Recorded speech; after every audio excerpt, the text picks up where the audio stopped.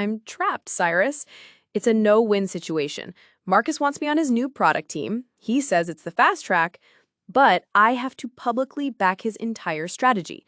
At the same time, Valeria is telling me Marcus's project is doomed and that my career will be over if I join him. She wants me to align with her division, but that would mean actively working against Marcus. Whichever way I jump, I make an enemy of someone who can ruin me. You see a trap. I see an opportunity. You believe you must rush to one side or the other, but the fool is the one who always rushes to take sides. The true master commits to no side or cause but themselves. By maintaining your independence, you become the master of others. You are being courted, Ilara. They are playing you against each other, trying to make you their pawn. The trick is to reverse the dynamic. Make them pursue you. To understand this, you must learn from the greatest practitioner of this law, a queen who ruled over a golden age by promising everything to everyone and giving herself to no one.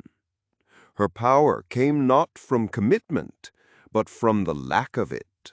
When Queen Elizabeth I took the throne of England in 1558, everyone agreed on one thing: she had to marry. To secure the succession, to put a king on the throne. The most eligible bachelors in Europe vied for her hand: the King of Spain, the Prince of Sweden, the Archduke of Austria. At home, Sir Robert Dudley, the Earl of Essex. She gave them all hope, but never satisfaction. For years she played this delicate game. She used the courtship of two French dukes, Anjou and Alençon, to secure a vital peace treaty with France. She flirted, she hinted, she gave pet names. But once the treaty was signed, she politely dropped them, having gotten what she needed without giving up her independence. She understood a critical truth. Marriage would make her a tool of her husband's ambitions and alliances. By committing, she would lose her power. So she remained the Virgin Queen, an object of worship and desire. As she herself said, "I would rather be a beggar and single than a queen and married." Power depends on appearances. By refusing to commit, you don't incur anger, but a strange kind of respect. You become ungraspable. As your reputation for independence grows, more people will desire you, each wanting to be the one who finally wins your commitment. Desire is a virus. When people see you are desired by others, they begin to desire you too. But the moment you commit, the magic is gone. You become like everyone else. People will try to obligate you with gifts and favors.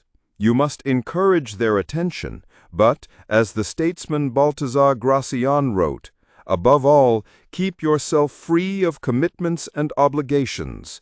They are the device of another to get you into his power. I understand. Stay aloof, create desire, but it's escalating. Now they're not just courting me, they're fighting with each other openly. And they're both trying to drag me into their squabbles, asking me to mediate, to validate their arguments. It's draining all my energy. Perfect. This is the second phase of the law.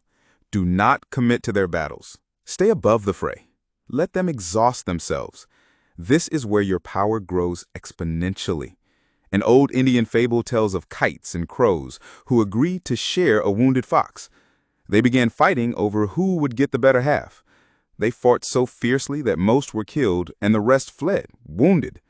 The fox then ate the dead birds and walked away, observing the weak benefit by the quarrels of the mighty. Consider Isabella d'Este, ruler of the small Italian state of Mantua in the late 15th century. She was surrounded by giants: France, Spain, the papacy, Venice. They were all constantly at war. Committing to any of them would have meant being crushed by the others. So she played a double game. She charmed the King of France with gifts and witty letters, securing his protection. At the same time, she placated the ruthless Cesare Borgia, sending him spies disguised as messengers, and even asking him to be her child's godfather, all while politely deflecting his attempts to quarter troops in her city. While her neighbors exhausted themselves in endless conflict, Isabella kept Mantua neutral and independent. She understood that once you step into a fight that is not of your choosing, you lose all initiative. You become a tool. You must master your emotions and seem interested in their problems while remaining inwardly detached. Listen with a sympathetic look, but keep them at arm's length. Let them fight. As Gracian advised, regard it as more courageous not to become involved in an engagement than to win in battle. Sometimes you can even take it a step further. Stir up quarrels between your rivals and then offer to mediate, gaining power as the go-between. Or consider the French statesman Talleyrand. After the Revolution of 1830, as bells rang through Paris signaling a victory, his assistant asked, "Who's we, mon prince?" Talleyrand simply replied, "Not a word. I'll tell you who we are tomorrow." Only fools rush in. There is a fable that perfectly illustrates this. A cat and a dog were fighting over a stolen piece of cheese.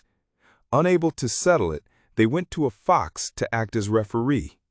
The fox looked judiciously at them and said, "I will divide it for you." He cut the cheese, but made one piece larger. "My half is smaller," the dog protested. "You're right," said the fox, and bit a piece off the cat's share to even it. "Now my part's smaller," yowled the cat. The fox again bit off a piece from the dog's share. This went on, with the fox nibbling first from one side and then the other, until he had eaten the entire cheese himself. This is incredibly powerful, but is it foolproof? What's the risk? The reversal. Every law has one. If you play this game too obviously, your rivals will see the maneuver and unite against you. If you make them wait too long, their desire will curdle into distrust. At some point, you may need to commit, if only for appearances. The key, even then, is to maintain your inner independence. Commit to a side, but never give them your whole soul. Always preserve the unspoken option to walk away if they begin to falter. You are an ally, not a possession. Weeks later, Ilara sat at the head of a conference table, with Marcus on one side and Valeria on the other. They had reached a stalemate, their conflict threatening to derail a major company initiative. All eyes turned to her. She calmly listened to both, validated their concerns, and then proposed a third path, a new strategy that incorporated the strongest elements of both their plans, but would be managed by an independent task force, which she would lead. It served the company's interests so perfectly that neither could object without looking petty. In that moment, she was no longer a pawn to be fought over. She was the virgin queen. She was the fox with the cheese. By committing to no one, she had risen above the fray and made herself the center of power.